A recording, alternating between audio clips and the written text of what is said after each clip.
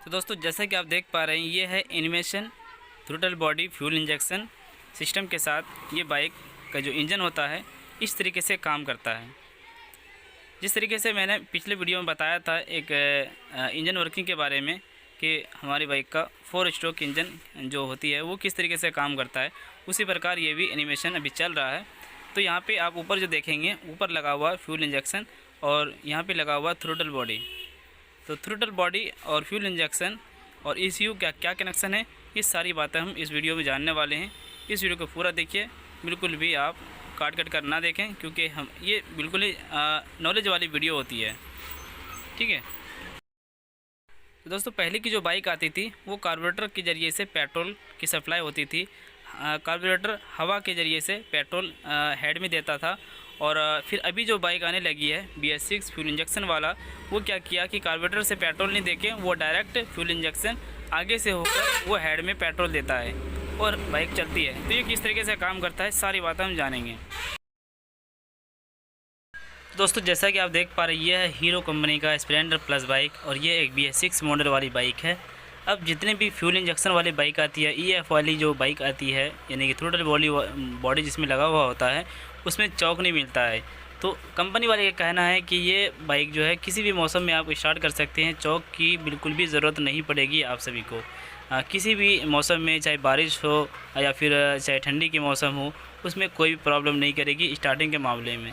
इसी प्रकार चलिए हम डायरेक्ट जानते हैं कि फ्यूल इंजेक्शन, थ्रोटल बॉडी और ECU से क्या कनेक्शन है। अब सर्दियों में और बारिश में स्टार्टिंग प्रॉब्लम इसलिए नहीं होगी क्योंकि पहले की जो बाइक कार्बोरेटर वाली आती थी उस बाइक में कार्बोरेटर के ज़रिए से पेट्रोल की सप्लाई होती थी। यानी एक कार्बोरेटर हवा को खींचकर पेट्रोल को साथ में मिक्सचर करके वो हेड तक पहुंचाता था पेट्रोल को, और ये बाइक स्टार्ट होती थी। और उस टाइम क्या होता था, ऐसे हालात में जब हवा के साथ पेट्रोल जाती थी तो कुछ हवा के साथ पानी भी अंश आ जाता था ठंडी के मौसम में, उसके वजह से स्टार्टिंग प्रॉब्लम होती थी। और इसमें जो सिस्टम दिया गया है दोस्तों, इसमें बिल्कुल भी कार्बोरेटर नहीं है, इसमें सिर्फ थ्रोटल बॉडी है। और थ्रोटल बॉडी जो काम करता है दोस्तों वो सिर्फ हवा के लिए काम करता है। हम हवा को कमी या ज़्यादा कर सकते हैं।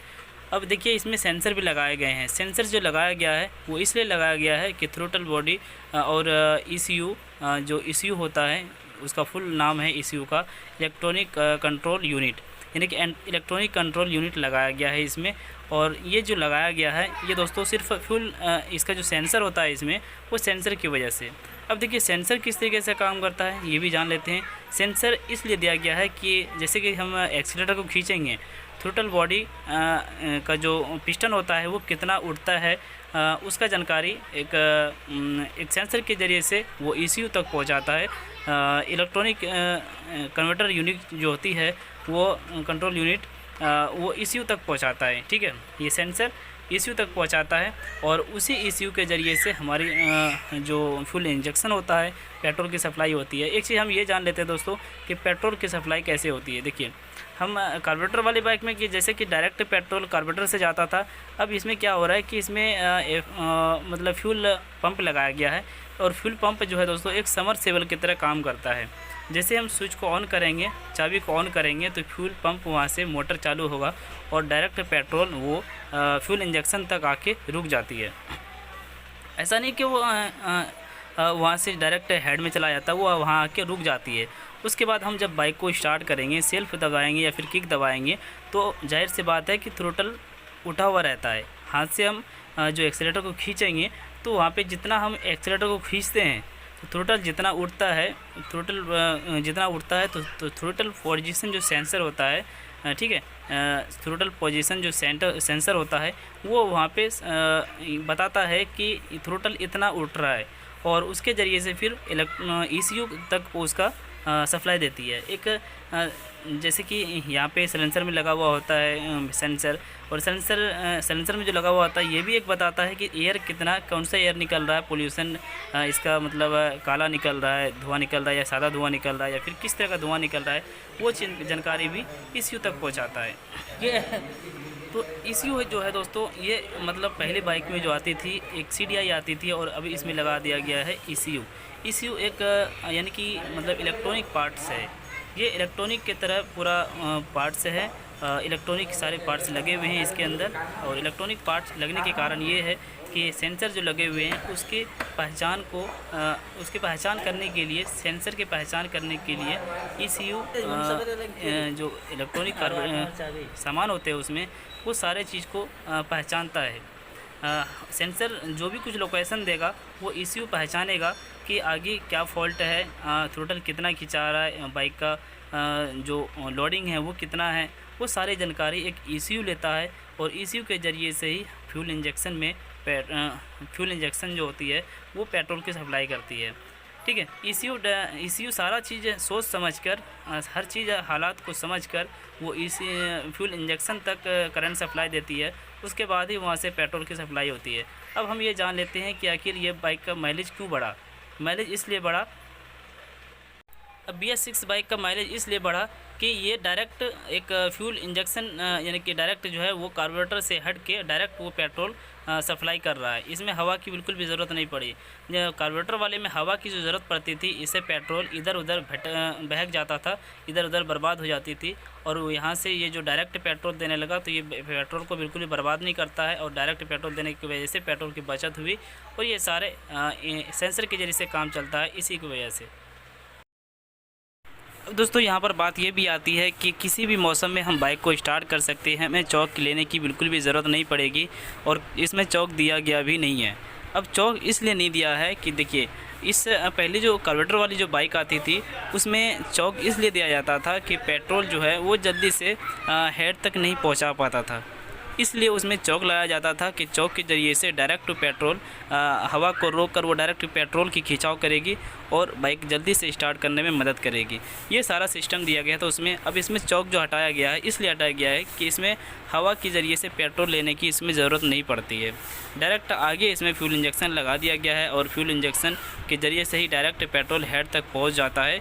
इसी की वजह से इसमें चौक की बिल्कुल भी ज़रूरत नहीं पड़ी, और किसी भी मौसम में जो है इसमें कोई भी फॉल्ट नहीं आएगी। जैसे बारिश के मौसम में थोड़ी बहुत हवा के ज़रिए से पानी का असर चले जाना कार्बोरेटर में, और फिर सर्दियों के मौसम में भी जैसे ओस होता है, ठंडियों के मौसम में बर्फ़ वगैरह थोड़ी सी चलती रहती है हर जगह, जैसे कश्मीर हुआ, इस तरह के मौसम में, सर्दियों के मौसम में बहुत प्रॉब्लम आती है। ठीक है, तो ये सारी चीज़ें इसमें, इससे कोई नुकसान नहीं पहुँचेगा इसको, क्योंकि ये डायरेक्ट दे रहा है ना, पेट्रोल डायरेक्ट ये दे रहा है, इसमें एयर की ज़रूरत बिल्कुल भी नहीं पड़ा।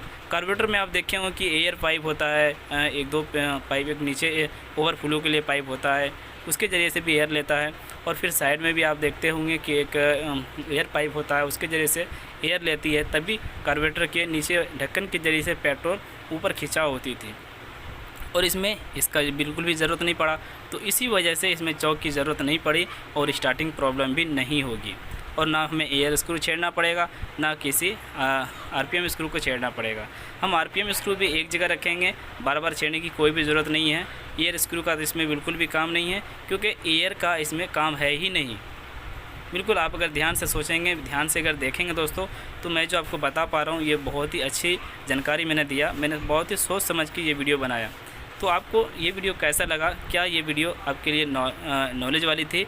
क्या ये सही जानकारी थी आपके लिए? तो आप ज़रूर बताएं हमें कमेंट करके। हमने गलत बताया तो भी बताएं, अगर सही बताया तो भी बताएं। और आप दोस्तों किस किस जगह से आप मेरे वीडियो को देखते हैं, प्लीज़ एक बार हमें कमेंट करके आप बताएं कि सर मैं यहाँ का रहने वाला हूँ, यहाँ से देखता हूँ। मुझे आपके चैनल में इतने दिन हो गए, उतने दिन हो गए सब्सक्राइब करने से। आप एक बार हमें बताएं, इसके ज़रिए से हमें जानकारी होगी आप कहाँ के रहने वाले हैं और क्या आप हमारे नज़दीकी है, ये भी आप हमें जानकारी मिलेगी। थैंक यू दोस्तों, आशा करता हूँ इस वीडियो से कुछ सीखने को मिला होगा।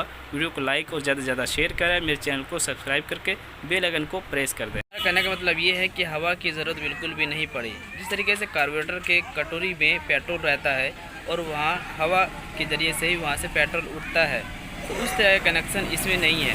ठीक है, हालांकि देखो फ्यूल इंजेक्शन जब पेट्रोल वहाँ से बाहर की ओर निकालता है तो उस जगह हवा से ही हेड तक पहुँचाता है।